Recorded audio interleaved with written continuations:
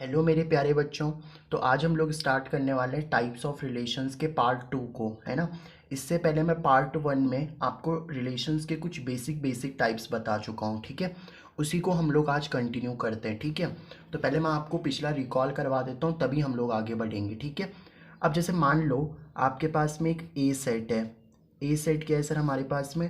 1 2 3। ये मान लो आपके पास में क्या है, एक ए सेट ले लिया मैंने, ठीक है। अब मैं क्या कर रहा हूँ, इसी ए सेट का एक डुप्लीकेट सेट ले रहा हूँ। मतलब जैसे जो ये ए सेट है ना, दूसरा भी मैं ए सेट ही ले रहा हूँ यहाँ पे। तो अगर ए सेट के अंदर 1 2 3 एलिमेंट है, तो दूसरे वाले ए सेट के अंदर भी क्या आता होगा सर? 1 2 3 ही आता होगा, है ना। अगर ये ए सेट है तो ये भी क्या होगा? ए सेट ही तो होगा, ठीक है सर। अब आप एक काम करो, मुझको इसका कार्टीशियन प्रोडक्ट बताओ। सर कार्टीशियन प्रोडक्ट हम कैसे निकालते हैं? देखो कार्टीशियन प्रोडक्ट हम लोग कैसे निकालते हैं, ये जो ए है ना, इस ए का कार्टीशियन प्रोडक्ट कराया जाता है किसके साथ में?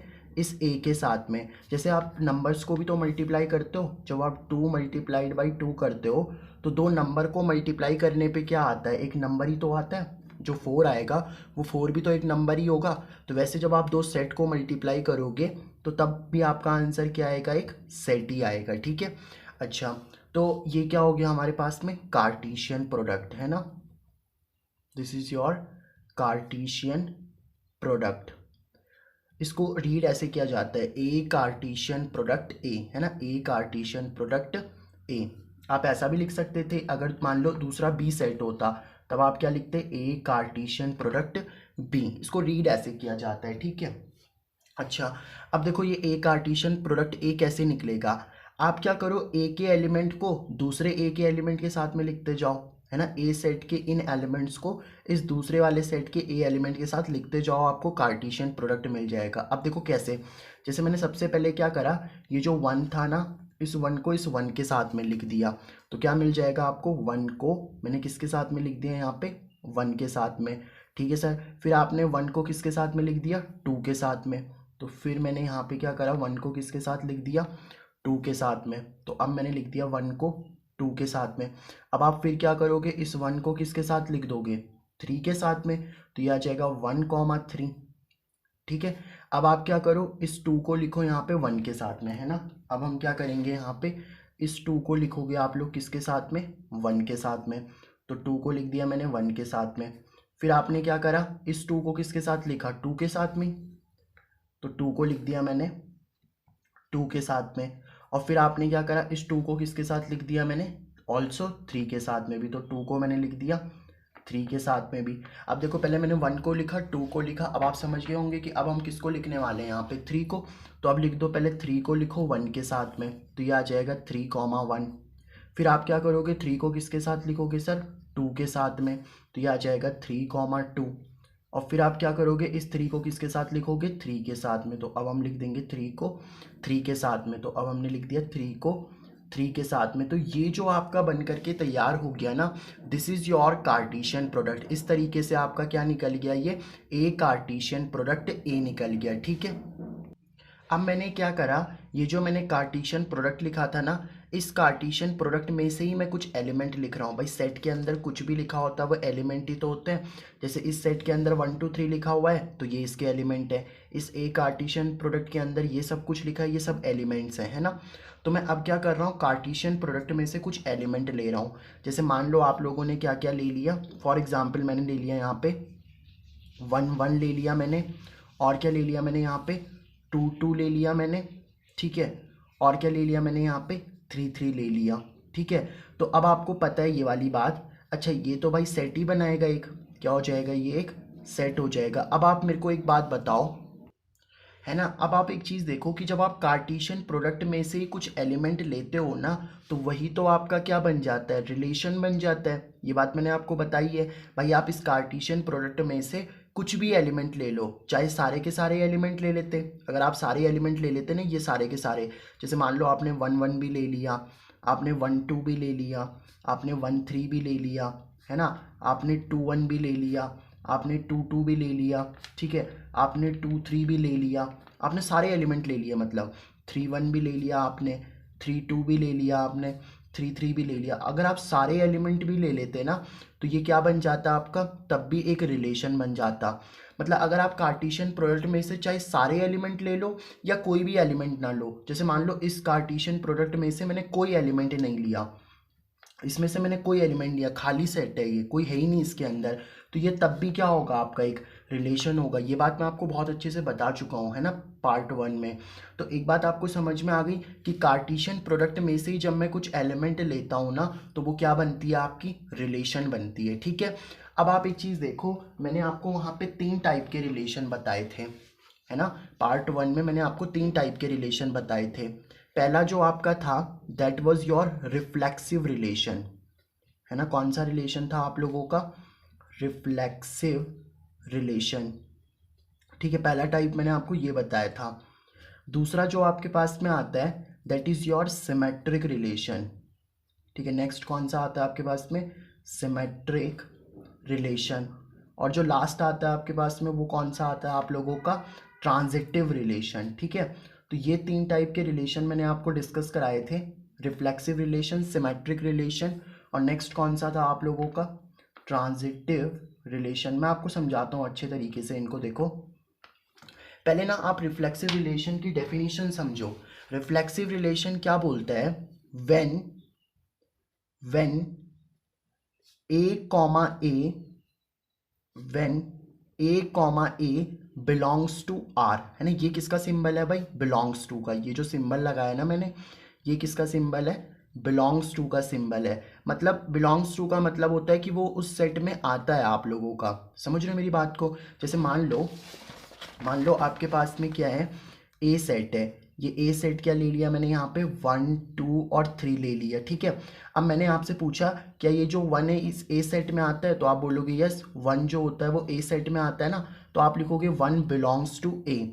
और अगर मैं आपसे पूछूं क्या 4 इस ए सेट में आता है, तो आप बोलोगे नहीं, 4 डज नॉट बिलोंग्स टू ए। ये भी मैं आपको बता चुका हूँ, है ना।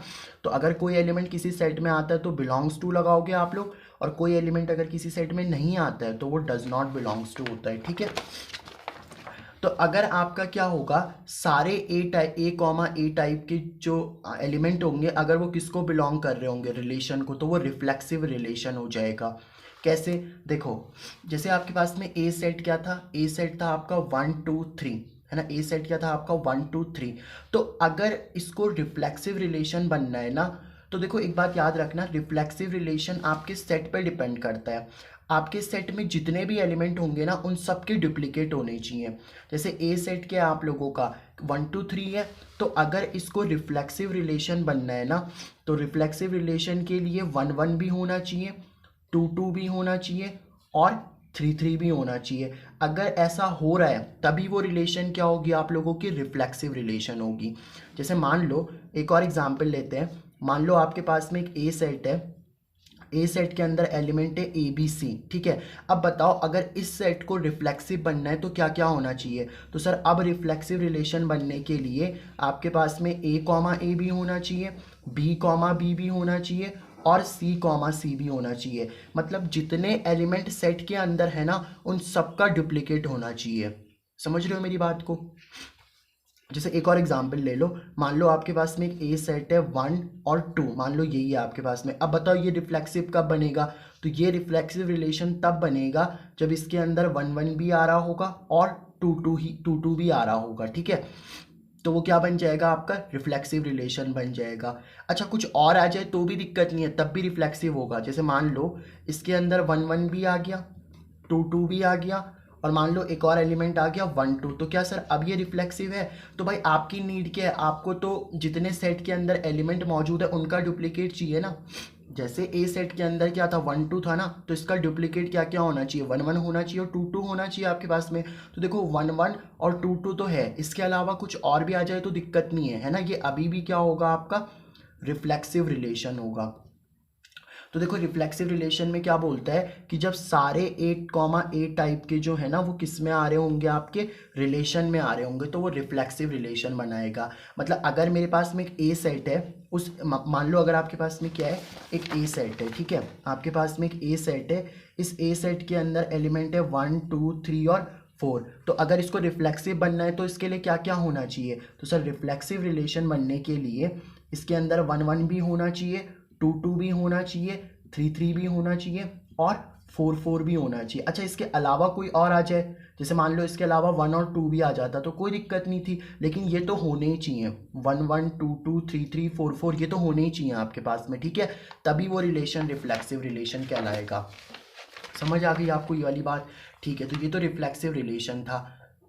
सिमेट्रिक रिलेशन क्या होता है आपके पास में? देखो, अब इसके लिए डेफिनेशन ध्यान से सुनना। व्हेन ए कॉमा बी, मान लो आपका क्या है, ए कॉमा बी किस में आ रहा है? आपका रिलेशन में आ रहा है। When a comma b belongs to R, then b comma a must belongs to R.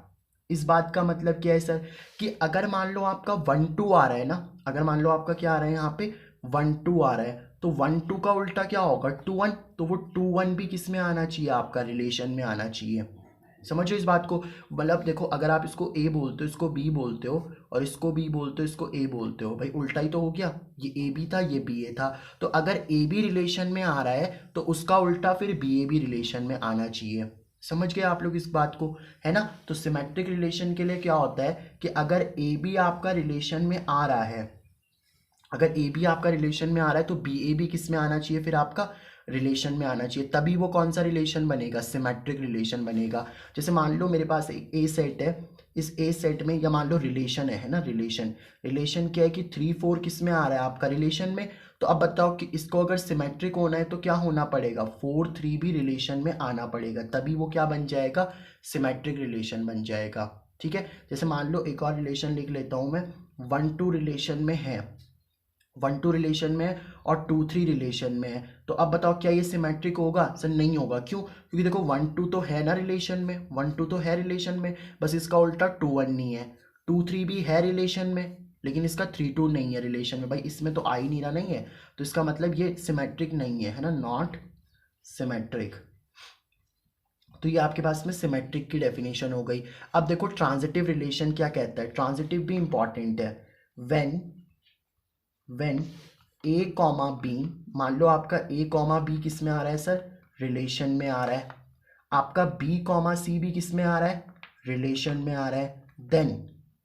Then A comma सी भी किस में आना चाहिए? आपका रिलेशन में आना चाहिए। मैं आपको इसको अच्छे से समझाता हूँ। वैसे ये सब मैं आप लोगों को ऑलरेडी समझा चुका हूँ पार्ट 1 में, लेकिन क्योंकि मुझे इक्विवेलेंस रिलेशन समझाना है तो मैं आपको एक बार रिकॉल करवा दे रहा हूँ ये सब, है ना? अगर ए बी रिलेशन में आ रहा है, बी सी रिलेशन में आ रहा है, तो फिर ए सी भी रिलेशन में आना चाहिए। इस बात का मतलब क्या है? देखो, जैसे मान लो आपके पास में एक रिलेशन है, इस रिलेशन के अंदर आपका 1 2 आ रहा है, 2 3 आ रहा है, ठीक है, और 1 3 भी आ रहा है। तो अब बताओ क्या ये रिलेशन ट्रांजिटिव होगा? तो आप एक चीज देखो, इसको अगर मैं ए बोलता हूँ तो इसको बी बोलना पड़ेगा। अगर भाई इसको ए बोला तो इसको क्या बोल दिया? बी। कुछ भी बोल सकते हो। अब इसको बी बोल दिया तो इसको बी बोलना पड़ेगा, और इसको क्या बोल दोगे आप लोग? सी बोल दोगे। ठीक है, इसको ए, इसको बी बोला, इसको बी और इसको सी बोल दिया। ठीक है, अच्छा, अब आप एक चीज देख लो यहाँ पे कि ए बी इसको बोला, बी सी इसको बोला। अब ये 1 को तो मैंने ए बोला था और 3 को क्या बोला था? मैंने सी बोला था। अब आप देखो 1 और 2 तो रिलेशन में आता है ना, 1 और 2 इस रिलेशन में है कि नहीं है सर? बिल्कुल है। मतलब ए कॉमा बी किस में है सर? आपका रिलेशन में। आप देख लो 2 कॉमा 3 भी आपका रिलेशन में होगा, 2 कॉमा 3 भी किस में है? आपका रिलेशन में। मतलब सर बी कॉमा सी भी किस में है? आप लोगों का रिलेशन में है। तो अगर ए कॉमा बी रिलेशन में है तो फिर बी कॉमा सी भी अगर रिलेशन में, तो फिर क्या होना चाहिए? ए कॉमा सी भी होना चाहिए। मतलब 1 और 3 भी रिलेशन में होना चाहिए। भाई ये ए हो जाएगा, ये सी हो जाएगा, है ना? ये ए सी भी किस में है? आपका रिलेशन में। बिलोंग्स टू का मतलब वो रिलेशन में आ रहा है। तो क्योंकि देखो 1 2 था, 2 3 था, 1 3 है, तो इसका मतलब ये रिलेशन कैसा है आप लोगों का? This is your transitive relation. ये कैसा रिलेशन है आपके पास में? ट्रांजिटिव रिलेशन है। आपको समझ आया क्या? एक और एग्जांपल देखो, जैसे मान लो रिलेशन ले लिया मैंने 1 2 2 4, ठीक है, 1 2 ले लिया, 2 4 ले लिया। अब बताओ क्या ये रिलेशन आपका ट्रांजिटिव होगा? आप बोलोगे नहीं। क्यों सर? देखो ए बी है कि नहीं है? बिल्कुल है सर। 1 2 है, इसको बी बोल दो तो इसको सी बोलना पड़ेगा। भाई 2 को आप बी बोल चुके हो ना, और इस 2 को भी बी बोल चुके हो। तो अगर ए बी है, बी सी है, तो फिर ए सी भी होना चाहिए, है ना। अगर ए बी है, बी सी है, तो फिर क्या होना चाहिए, ए सी, मतलब 1/4 आना चाहिए रिलेशन में, बट 1/4 तो आ ही नहीं रहा रिलेशन में। इसका मतलब ये ट्रांजिटिव नहीं है, नॉट ट्रांजिटिव, ठीक है, नॉट ट्रांजिटिव, तो ये ट्रांजिटिव नहीं होगा। तो मैंने देखो आपको 3 टाइप बता दिए यहाँ पे। रिफ्लेक्सिव रिलेशन, जब अगर मान लो ए सेट के अंदर जितने एलिमेंट हैं उन सबका डबल होना चाहिए। सिमेट्रिक में क्या होता है कि अगर मान लो ए बी आ रहा है तो उसका उल्टा बी ए आना चाहिए। ट्रांजिटिव में क्या होता है कि अगर ए बी रिलेशन में आ रहा है, बी सी रिलेशन में आ रहा है, तो फिर ए सी भी रिलेशन में आना चाहिए, ठीक है। अच्छा, अब आपको मैं एक और रिलेशन बताता हूँ, that is your equivalence relation, है ना। अब हमारे पास में कौन सा रिलेशन आएगा, इक्विवेलेंस रिलेशन। ये सब तो मैं आपको पहले भी पढ़ा चुका हूँ, है ना, लेकिन क्योंकि मुझे यार इक्विवेलेंस रिलेशन समझाना था तो इसलिए पहले मैंने ये आपको रिकॉल करवा दिया, ठीक है। बस ये लास्ट टॉपिक है, इसके बाद हम लोग क्या करेंगे, एक्सरसाइज 1.1 को स्टार्ट कर देंगे, ठीक है। फिर आपके पूरे बेसिक कंप्लीट हो चुके होंगे। तो देखो इक्विवेलेंस रिलेशन क्या होता है। इक्विवेलेंस रिलेशन ऐसी रिलेशन होती है ना जो रिफ्लेक्सिव भी होती है, एक ऐसी रिलेशन जो रिफ्लेक्सिव भी हो, सिमेट्रिक भी हो, है ना। रिलेशन रिफ्लेक्सिव भी हो, सिमेट्रिक भी हो एंड ट्रांजिटिव भी हो, ठीक है। अगर एक ऐसी रिलेशन जो रिफ्लेक्सिव भी हो, सिमेट्रिक भी हो और ट्रांजिटिव भी हो, वो कैसी रिलेशन होगी आपकी, इक्विवेलेंस रिलेशन। जैसे मान लो मैंने यहाँ पे एक ए सेट ले लिया, ए सेट क्या ले लिया मैंने यहाँ पे 1 2 ले लिया, ठीक है। और या मान लो आपके पास में, चलो पहले मैं एक सेट ले लेता हूँ, ए सेट था मेरे पास में 1 2 3, ये मेरे पास में ए सेट था। अब मैंने ए सेट के क्या करे, कुछ रिलेशन लिखे, भाई आप देखो ना, जैसे मैंने देखो यहाँ पे ए सेट लिया था ना 1 2 3, है ना, और दूसरा सेट भी मैंने ए लिया था 1 2 3 वाला। अब देखो ना, जैसे मान लो आपके पास में ये वाला सेट ही तो लिया था मैंने, ए सेट 1 2 3 था, दूसरा ए सेट भी 1 2 3 था, फिर इसका कार्टेशियन प्रोडक्ट लिखा था और फिर मैं रिलेशन बनाता था उसमें, है ना। मतलब कार्टेशियन प्रोडक्ट में से ही आपको कुछ एलिमेंट्स निकालने होते थे। अब देखो मैं इसी में से क्या कर रहा हूँ, कुछ एलिमेंट्स निकाल रहा हूँ, यहाँ पे लिख लेता हूँ, एक काम करता हूँ, कुछ रिलेशन में क्या निकाल रहा हूँ, मतलब कुछ एलिमेंट्स निकाल रहा हूँ मैं, ठीक है। क्या क्या एलिमेंट निकाल रहा हूँ मैं, 1 1 ले लिया मैंने, 2 2 ले लिया मैंने, 3 3 ले लिया, यहाँ पे 1 2 ले लिया, है ना, 2 1 ले लिया। अब बताओ मेरे को, क्या ये रिलेशन सर रिफ्लेक्सिव है, बिल्कुल रिफ्लेक्सिव है सर, क्योंकि आप देखो ना ए सेट के अंदर कौन से एलिमेंट है 1 2 3, तो अगर रिफ्लेक्सिव होना है तो 1 1 भी होना चाहिए, 2 2 भी होना चाहिए, 3 3 भी होना चाहिए। इसका मतलब सर ये रिलेशन रिफ्लेक्सिव तो है। सर रिफ्लेक्सिव क्यों है, क्योंकि ये सर देखो सारे डुप्लीकेट आ रहे हैं, ए सेट में 1 2 3 था तो 1 2 3 में 1 1 भी आ रहा है, 2 2 भी आ रहा है और 3 3 भी आ रहा है। सर क्या ये सिमेट्रिक है, तो बिल्कुल सिमेट्रिक है। अब आप देखो जैसे 1 1 है तो 1 1 का उल्टा तो 1 1 ही होगा, तो इसको तो देखने की जरूरत ही नहीं है। 2 2 है, 2 2 का उल्टा क्या होगा, 2 2 ही होगा, तो वो सिमेट्रिक भी हो गई, है ना, सिमेट्रिक भी हो गई। 3 3 है तो 3 3 का उल्टा 3 3, वो तो हो गई, है ना। अब देखो 1 2 है और 1 2 का उल्टा क्या 2 1 मौजूद है, बिल्कुल मौजूद है सर, तो इसका मतलब ये कैसी रिलेशन है आपकी, सिमेट्रिक रिलेशन भी है ना। ये जो 1 1 2 2 3 3 वाले होते हैं ना, ये सिमेट्रिक और ट्रांजिटिव तो होते ही हैं। अब आप देखो 1 1 है तो 1 1 के बाद आप दूसरा भी 1 1 ही होगा और फिर तीसरा भी आपको 1 1 ही लेना पड़ेगा, है ना। तो ये तो ट्रांजिटिव आते ही हैं, 1 1 2 2 3 3 वाले जो होते हैं ना, ये ट्रांजिटिव तो होते ही हैं, इनकी टेंशन मत लेना। इनको देखो, जैसे 1 2 आपका रिलेशन में है, ठीक है सर, मतलब ए कॉमा बी आपका रिलेशन में है, ठीक है। अब दूसरा बी से चालू होना चाहिए, मतलब बी मतलब 2 से चालू होना चाहिए, तो क्या 2 कॉमा 1 रिलेशन में है सर, बिल्कुल है। बी कॉमा सी आप देखो ना रिलेशन में है, तो अगर ए कॉमा बी रिलेशन में, बी कॉमा सी रिलेशन में है, तो फिर ए कॉमा सी भी होना चाहिए। ए कॉमा सी मतलब 1 कॉमा 1, तो क्या 1 कॉमा 1 आपका रिलेशन में आ रहा है, क्या ए कॉमा सी आपका रिलेशन में आ रहा है, बिल्कुल आ रहा है सर। 1 1 है तो इस रिलेशन में, तो इसका मतलब सर ये रिलेशन ऑल्सो क्या है, यहाँ पे ट्रांजिटिव भी है। This relation is also transitive. तो देखो ये रिलेशन रिफ्लेक्सिव भी है, सिमेट्रिक भी है और ट्रांजिटिव भी है। तो एक ऐसी रिलेशन जो रिफ्लेक्सिव भी हो, सिमेट्रिक भी हो और ट्रांजिटिव भी हो, उसी रिलेशन को सर हम लोग नाम देंगे क्या, इक्विवेलेंस रिलेशन, ठीक है। This is your equivalence relation. तो देखो यहाँ पे यार हमारा बहुत प्यारे तरीके से हम लोगों ने रिलेशंस के बेसिक्स को ख़त्म कर दिया। अब हम लोग क्या करेंगे, नेक्स्ट वीडियो में इसकी एक्सरसाइज को ख़त्म करेंगे, ठीक है। मिलते हैं तब नेक्स्ट वीडियो में, तब तक के लिए यार चैनल को सब्सक्राइब कर देना अगर नहीं किया अभी तक तो, और दोस्तों के साथ में शेयर ज़रूर कर देना।